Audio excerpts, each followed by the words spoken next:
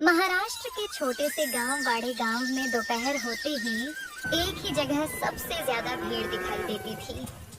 हेमंत काका की मटन की दुकान। जैसे ही सूरज सिर के ऊपर आता, गांव की गलियों में एक अलग ही खुशबू फैल जाती। दूर दूर से लोग उस खुशबू को पहचान लेते। अरे, लगता है काका का मटन फिर से तैयार हो गया।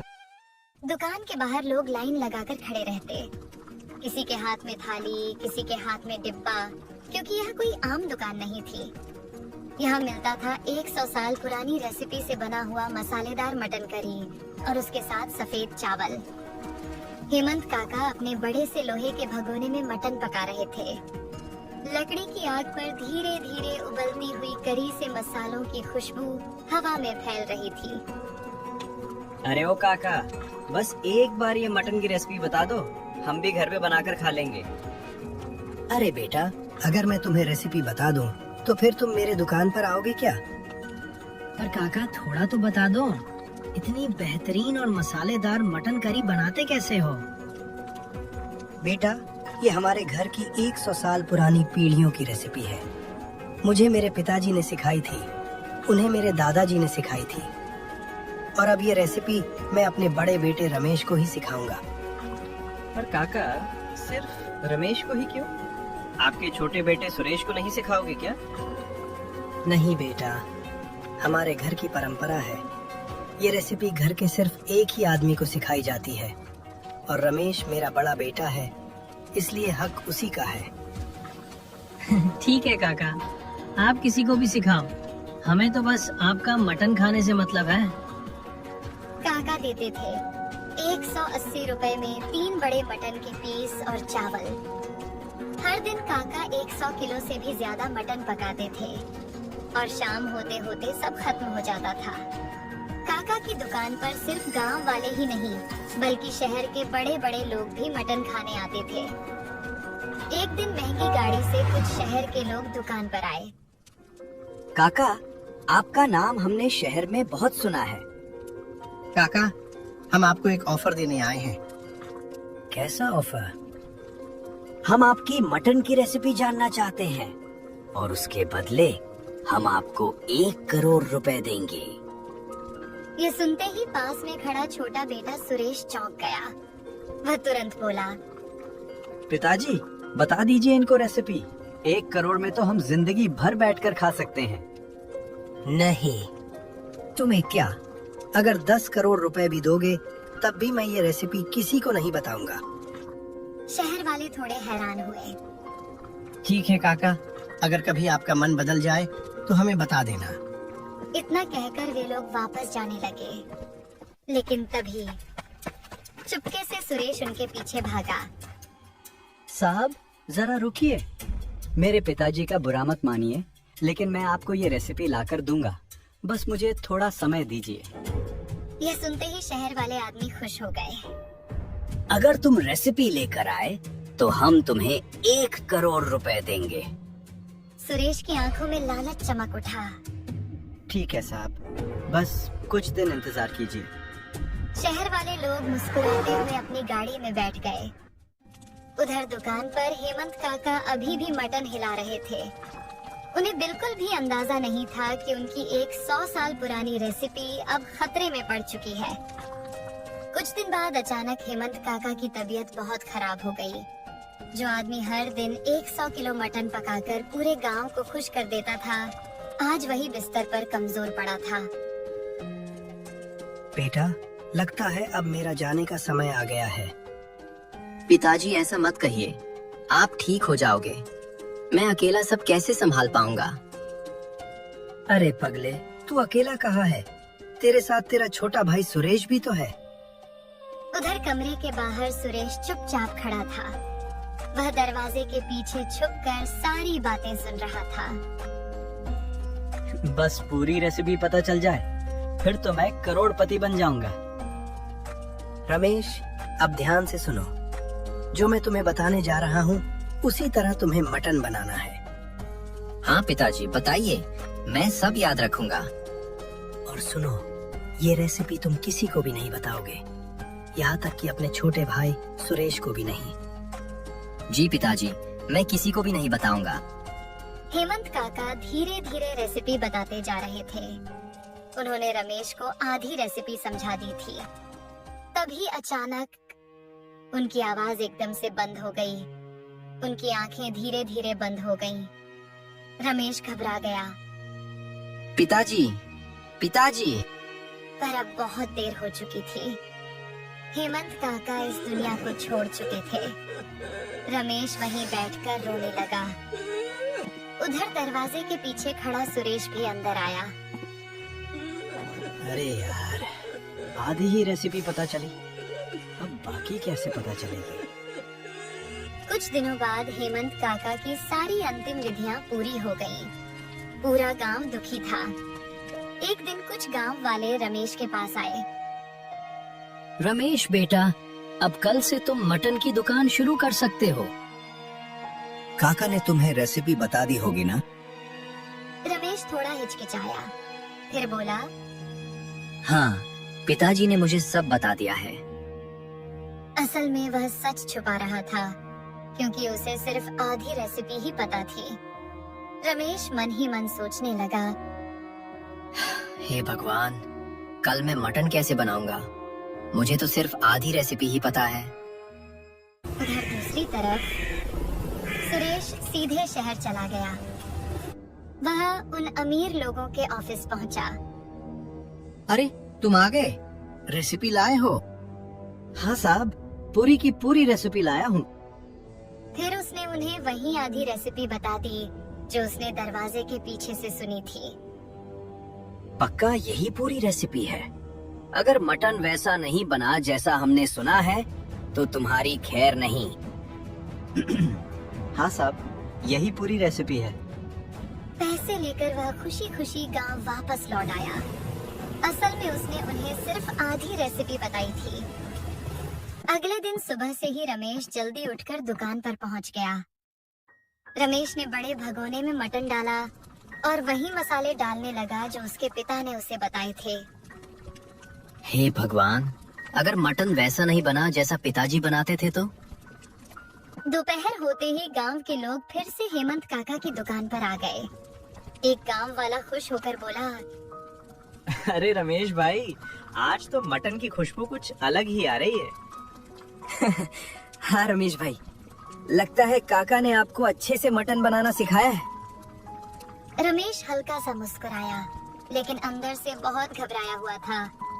वह मन ही मन सोच रहा था, काश मैं इन्हें सच बता पाता कि मुझे सिर्फ आधी ही रेसिपी पता है।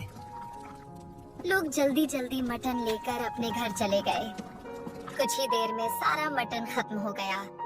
रमेश ने राहत की सांस ली। चलो, अगर लोगों को मटन पसंद आ गया तो कोई समस्या नहीं होगी। लेकिन तभी दो गांव वाले गुस्से में उसकी दुकान पर आ गए। अरे रमेश भाई, ये कैसा मटन बनाया है तुमने? क्या हुआ? इसमें ना नमक है न मसाले, बिल्कुल फीका है मटन। तभी तीसरा आदमी भी आ गया। और जो नले वाले पीस थे वो भी ठीक से पके नहीं थे। मटन में कोई स्वाद ही नहीं था। लगता है काका ने तुम्हें मटन की रेसिपी बताई ही नहीं है। अरे नहीं नहीं भाई, मुझे रेसिपी पता है। असल में आज मैंने पहली बार मटन बनाया है ना, इसलिए शायद उतना अच्छा नहीं बना। कल मैं बिल्कुल पिताजी जैसा मटन बनाऊंगा। लोग थोड़े शांत हो गए। एक बूढ़ा आदमी बोला, ठीक है रमेश, आज पहला दिन है इसलिए माफ कर देते हैं। लेकिन कल ऐसा नहीं चलेगा। इतना कहकर सभी लोग वहाँ से चले गए। अब रमेश दुकान में अकेला खड़ा था। अब मैं क्या करूं? मुझे तो सिर्फ आधी रेसिपी ही पता है। तभी वहाँ सुरेश आ गया। क्या हुआ भैया, मटन अच्छा नहीं बना क्या? हाँ सुरेश, पिताजी ने मुझे सिर्फ आधी ही रेसिपी बताई थी, इसलिए मैं उनके जैसा मटन बना ही नहीं पा रहा हूँ। तो जाने दीजिए भैया, ये दुकान बंद कर देते हैं। हम कोई और काम कर लेंगे। ये दुकान अब हमसे नहीं चलेगी। नहीं सुरेश, ये हमारे पुरखों की 100 साल पुरानी परंपरा है। मैं इसे ऐसे ही खत्म नहीं होने दूंगा। मैं उस आधी रेसिपी का बाकी राज जरूर ढूंढ कर निकालूंगा। रमेश अपने पिता के पुराने दोस्त गजानन काका के पास गया। काका, मुझे आपकी मदद चाहिए। क्या हुआ बेटा? तुम बहुत परेशान लग रहे हो। काका, पिताजी मुझे मटन की सिर्फ आधी रेसिपी ही बता पाए। अब मुझे समझ नहीं आ रहा कि बाकी का राज कैसे पता चलेगा। बेटा, हेमंत बहुत उसूलों वाला आदमी था। उसने किसी और को रेसिपी बताई होगी, ऐसा मुझे नहीं लगता। तो अब क्या करूं काका? दुकान कैसे चलाऊं? गजानन काका कुछ देर सोचते रहे। लेकिन एक बात है, कौन सी बात काका? हेमंत को अपनी हर बात डायरी में लिखने की आदत थी। अगर तुम्हें उसकी डायरी मिल जाए तो हो सकता है उसमें पूरी रेसिपी लिखी हो। यह सुनते ही रमेश की आंखों में उम्मीद की चमक आ गई। क्या सच में काका? हाँ बेटा, अब तुम्हें घर जाकर डायरी ढूंढनी होगी। वह जल्दी जल्दी घर की तरफ भागा। घर पहुंचकर उसने पुरानी लकड़ी की अलमारी खोली। अंदर कई पुरानी डायरी रखी हुई थी। रमेश एक एक करके डायरी पढ़ने लगा। अचानक एक पन्ने पर उसकी नजर रुकी। उसमें लिखा था, हमारे घर की 100 साल पुरानी मटन रेसिपी। अरे, यही है वो रेसिपी। अब देखना, मैं गांव वालों को ऐसा मटन खिलाऊंगा कि सब उंगलियां चाटते रह जाएंगे। तभी अचानक दरवाजा जोर से खुला। सुरेश घबराया हुआ अंदर आया। भैया मुझे बचाओ, मेरे पीछे शहर वाले लोग पड़े हैं। क्यों, क्या किया तुमने? भैया, मैंने लालच में आकर उन्हें आधी रेसिपी बता दी थी और उनसे 1 करोड़ रुपए ले लिए। सुरेश, तुमने ऐसा क्यों किया? तुमने हमारे खानदान की इतनी खास रेसिपी पैसों के लिए बेच दी? तभी शहर वाले आ गए। सुरेश, अब तुम बच नहीं सकते। तुमने हमें धोखा दिया है। साहब रुकिए, आपको आपके सारे पैसे वापस मिल जाएंगे। बस मेरे भाई को कुछ मत कीजिए। नहीं, हमें पैसे नहीं चाहिए, हमें ये सुरेश चाहिए। अगर ऐसा है तो आप मुझे ले जाइए, मेरे भाई को छोड़ दीजिए। यह सुनकर सुरेश की आंखों में आंसू आ गए। तभी उन शहर वालों में से एक आदमी बोला, छोड़ो, जाने दो सुरेश को। उसके लिए उसका भाई खुद आने को तैयार है। ये देखकर अच्छा लगा। हमें बस हमारे पैसे वापस दे दो, हम चले जाएंगे।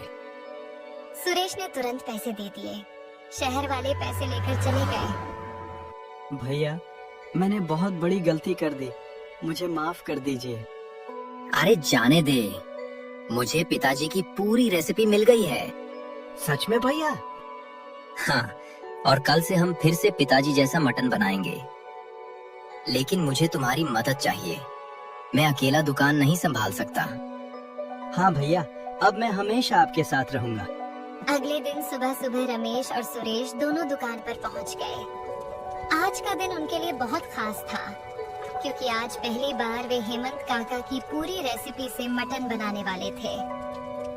थोड़ी ही देर में जब मटन पकने लगा तो हवा में वही पुरानी और लाजवाब खुशबू फैलने लगी। भैया, लगता है बिल्कुल पिताजी जैसा मटन बन रहा है। वही खुशबू आ रही है। हाँ सुरेश, मुझे भी ऐसा ही लग रहा है। अब बस गांव वाले खाकर बताएं, तभी असली पता चलेगा। दोपहर होते ही हमेशा की तरह गांव के लोग दुकान पर आने लगे।